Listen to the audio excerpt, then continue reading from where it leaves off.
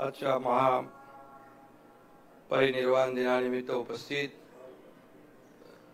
महामहिम राज्यपाल CP राधाकृष्णन जी, नवनिर्वाचित मुख्यमंत्री देवेंद्र फडणवीस जी, माजी सहकारी उपमुख्यमंत्री अजित पवार जी, आमदार दीपक केसरकर जी, मंगल प्रभात लोढ़ा जी, राजकुमार बड़ोली जी, प्रवीण दरेकर, संजय बनसोड, कालिदास कोळंबकर, अमोल मिटकरी, डॉक्टर नरेंद्र जाधव साहेब, सुजाता सोनिक मैडम, राहुल शिवाळे, आयुक्त भूषण गगरानी, पोलीस आयुक्त विवेक फणसाळकर जी, व्यासपीठावरील सर्व सन्मान्य मान्यवर, समितीचे आपले नागसेन कांबळे जी आणि उपस्थित सर्व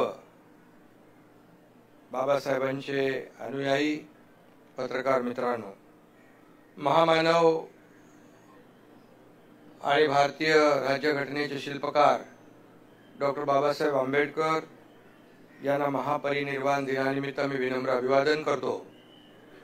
आज खरं म्हणजे देशाच्या कानाकोपऱ्यातून बाबासाहेबांचे लाखो अनुयायी त्यांना अभिवादन करण्यासाठी चैत्यभूमीवर आले आणि त्या सर्वांनाच माझा आदरपूर्वक जय भीम। 68 वर्षापूर्वी परमपूज्य बाबासाहेब आपल्यातून देह स्वरूपातून गेले, तरी सुद्धा त्यांचे विचार आजही आपल्या सोबत आहेत। मुख्य म्हणजे बाबासाहेबांचं संविधान आपल्या सोबत आहे। एकदा मी म्हणालो होतो कि किसी को पैसा मिला तो वो धनवान हो गया, किसी को ताकत मिली तो वो पहलवान हो गया, और किसी को बाबा साहेब मिले तो वो इंसान हो गया। आणि आज आपण इथे जमलेलो सगळे एक माणुसकीचा धर्म पाळण्यासाठी जमलेलो आहोत। कालच आझाद मैदानामध्ये ऐतिहासिक असा शपथविधी झाला।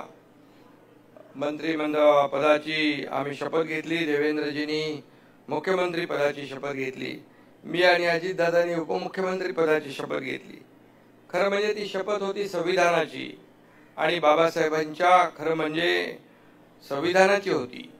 कालच्या समारंभातही बाबासाहेब होते आणि आज तर आहेतच।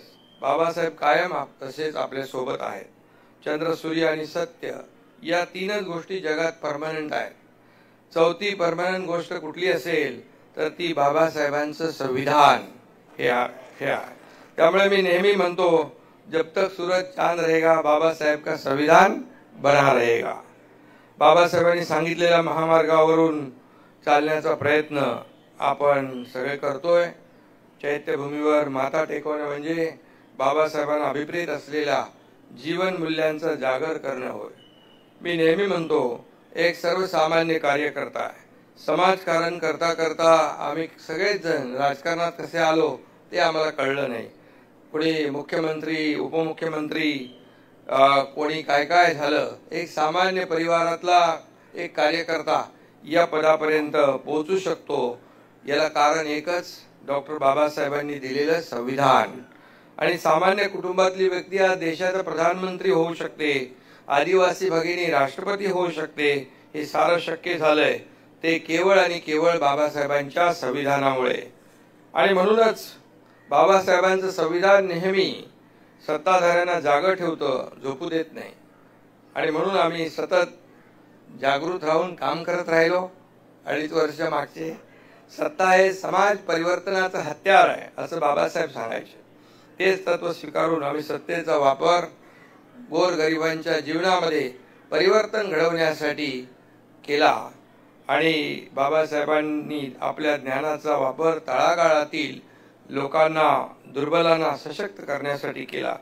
आणि त्यासाठीच आपल्या सरकारने देखील लोककल्याणकारी योजनांच्या माध्यमातून दुर्बल घटकांना सशक्त करण्याचा प्रयत्न केला। त्यामुळेच मगाशी अजितदादा म्हणाले, निवडणुकांमध्ये देखील जनतेने ऐतिहासिक मॅन्डेट दिलेला आहे आणि आता म्हणून आमची सगळ्यांची जबाबदारी वाढली आहे।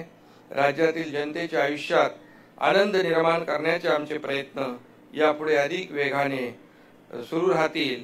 आणि मी आपल्याला इथं मुख्यमंत्री आहेत, त्यांच्या नेतृत्वात आम्ही टीम म्हणून या ठिकाणी राज्याला पुढे नेण्यासाठी, राज्याला प्रगतशील बनवण्यासाठी आणि राज्य कायम देशामध्ये एक क्रमांकावर ठेवण्यासाठी कायम आम्ही परिश्रम घेऊ. गेल्या सप्टेंबर महिन्यात मी बौद्ध भंतेजींचं चिवरदान देऊन सन्मान केला. जगातच सध्या जे युद्धाचं वातावरण आहे त्यावर बुद्ध विचार हा एकमेव उपाय असं मला वाटतं. आणि म्हणून महापुरुष इतिहास घडवतात, पण डॉक्टर बाबासाहेब आंबेडकरांनी अपमानकारक जीवन जगणाऱ्यांमध्ये स्वाभिमानाची फुंकर घालून इतिहास बदलला. आणि म्हणून ते फक्त ज्ञानी नव्हते, तर आपल्या विद्वत्तेचा उपयोग त्यांनी तळागाळीतील लोकांना, दुर्बलांना सशक्त करण्यासाठी केला. त्यांनी केवळ भारतातच नाही तर जगभरातील शोषित, पीडित, वंचितांच्या हक्कांना, मानवी प्रतिष्ठेला वैचारिक संघटनात्मक बळ मिळवून दिलं. आणि म्हणून दलित बांधवांमध्ये शेकडो वर्षापासून रुजलेली न्यूनगंडाची भावना काढून टाकली. आज दलित बांधवांमध्ये जो आत्मविश्वास निर्माण झालाय या सगळ्याचं श्रेय बाबासाहेबांनाच जातं. आणि म्हणून मी आपल्याला एवढंच सांगतो, अशा संविधानाच्या आधारावर आपल्या देशाचा कारभार चालतो, आपल्या राज्याचा कारभार चालतो. बाबासाहेबांनी दिलेलं जे संविधान आहे त्यावर आपला देशाचा कारभार, राज्याचा कारभार चालतो असं पुन्हा एकदा मी सांगतो. संविधानाचा सर्वात जास्त सन्मान पंतप्रधान नरेंद्र मोदीजी यांच्याच कार्यकाळात झाला, हे विसरून चालणार नाही. आणि म्हणून इथे आपण हिंदू मिल परिसरात भारतरत्न डॉक्टर बाबासाहेब आंबेडकर यांच्या आंतरराष्ट्रीय दर्जाचं, जगाला हेवा वाटावा असं भव्य स्मारक आपण उभं करतोय. त्यांचे विचार जागृत ठेवण्यासाठी, पुढच्या पिढीपर्यंत पोहोचवण्यासाठी कुठेही आम्ही कमी पडणार नाही. प्रत्येक जिल्ह्यात, प्रत्येक तालुक्यात संविधान मंदिर बांधण्याची घोषणा आम्ही केली आहे आणि त्याचं काम सुरू आहे. आज महापरिनिर्वाण दिनी संविधानाला अभिप्रेत असलेलं कल्याणकारी राज्य उभं करण्याचा संकल्प या ठिकाणी मुख्यमंत्री महोदयांच्या नेतृत्वात या ठिकाणी आम्ही सुरू करतो. पुन्हा एकदा डॉक्टर बाबासाहेब आंबेडकर यांच्या पवित्र स्मृतीला विनम्र अभिवादन करतो आणि भीमसैनिकांच्या महासागरासमोर नतमस्तक होतो. धन्यवाद. जय हिंद, जय महाराष्ट्र, जय भीम. धन्यवाद शिंदे साहेब.